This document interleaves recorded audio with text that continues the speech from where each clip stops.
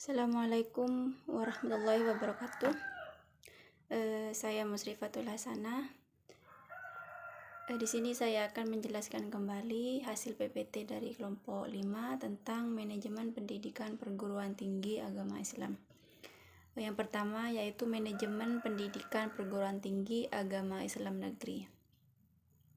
Perguruan tinggi agama Islam negeri atau PTAIN merupakan perguruan tinggi yang didanai oleh negara, tetapi asal muasalnya kebanyakan sebagai prakarsa dari tokoh-tokoh Islam masa lampau. Biasanya setiap kota yang memiliki PTN, di situ juga ada PTAIN di samping berada di kota-kota lainnya yang lebih kecil. Munculnya perguruan tinggi ini benar-benar dari bawah, atas prakarsa tokoh-tokoh Islam dan didukung oleh masyarakat. Selanjutnya yaitu manajemen pendidikan perguruan tinggi agama Islam swasta.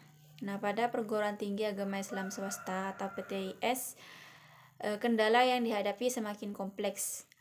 Komar menjelaskan bahwa kendala besar yang dihadapi PTIS meliputi kelemahan pendanaan, kemudian pengelolaan yang kurang profesional, kepemilikan perguruan tinggi oleh pribadi atau keluarga tertentu, dan kelemahan sangat bersaing untuk membangun prestasi. Di samping itu, sikap pragmatis dari sivitas akademika, kelemahan pelayanan, dan persepsi negatif dari masyarakat terhadap PTIS juga merupakan kendala yang sangat serius dalam mengembangkan perguruan tinggi agama Islam swasta. Nah, maka dari itu, kendala besar terhadap upaya memajukan perguruan tinggi agama Islam tersebut yaitu meliputi kelemahan pendanaan, pengelolaan yang kurang profesional, dan juga kelemahan pelayanan. Kemudian kepemilikan pribadi maupun keluarga, sikap pragmatis sivitas akademika, persepsi negatif dari masyarakat, dan kelemahan semangat bersaing membangun prestasi. Selanjutnya, manajemen fakultas keagamaan di Universitas Islam Negeri. Kehadiran UIN merupakan kehadiran PTIN yang paling muda, tetapi paling besar dibandingkan IAIN dan STAIN. Sekarang ini di Indonesia terdapat 8 UIN yang terbesar di Jawa, Sumatera, dan Sulawesi, yaitu UIN Syarif Hidayatullah Jakarta, berasal dari IAIN Syarif Hidayatullah Jakarta. Kemudian UIN Sunan Kalijaga Yogyakarta, berasal dari IAIN Sunan Kalijaga Yogyakarta. UIN Sunan Gunung Jati Bandung, berasal dari IAIN Sunan Gunung Jati Bandung. UIN Maulana Malik Ibrahim Malang, berasal dari STAIN Malang. Kemudian UIN Alauddin Makassar, berasal dari IAIN Alauddin Makassar.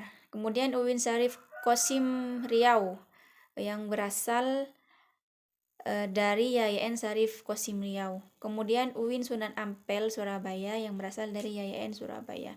Kemudian UIN Ar-Raniri Aceh, berasal dari IAIN Ar-Raniri Aceh. Manajemen Fakultas Keagamaan di Universitas Islam Swasta. Universitas Islam Swasta. Di sini dimaksudkan sebagai perguruan tinggi dalam bentuk universitas yang didirikan oleh orang-orang dengan dimotivasi oleh keinginan dan kemauan menerapkan dan mengembangkan Islam. Dengan demikian, ada 2 macam kata kunci yang terpadu sebagai pemberi identitas Islam pada suatu universitas, yaitu orang-orang Islam sebagai pendirinya dan menerapkan sekaligus mengembangkan universitas tersebut berdasarkan nilai-nilai Islam.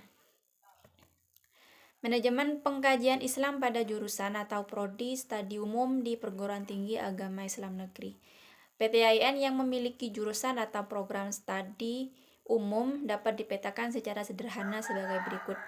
Pada STAIN, program studi umum tersebut berbentuk tadris bahasa Inggris maupun tadris matematika. Pada IAIN terdapat jurusan umum seperti jurusan tadris bahasa Inggris dan tadris matematika. Sedangkan pada UIN justru banyak jurusan umum, bahkan lebih banyak daripada jurusan agama.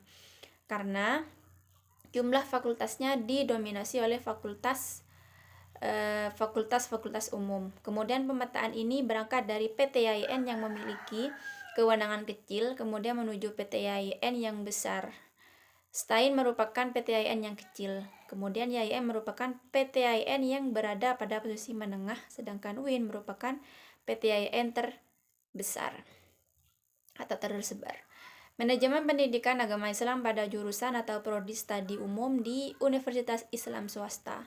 Secara nasional, mata kuliah pendidikan agama Islam diberikan dengan bobot 2-3 SKS di perguruan tinggi negeri maupun perguruan tinggi swasta.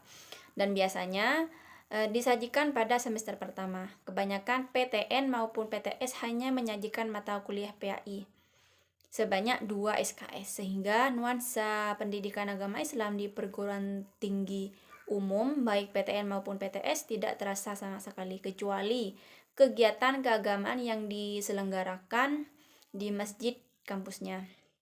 Mahasiswa hanya sekedar dikenalkan dengan materi PAI sebagai kelanjutan dari materi PAI yang disajikan pada tingkat SLTA ke bawah. Mungkin hanya itu saja yang bisa saya sampaikan terkait dengan manajemen pendidikan perguruan tinggi agama Islam. Kurang lebihnya mohon maaf. Wassalamualaikum warahmatullahi wabarakatuh.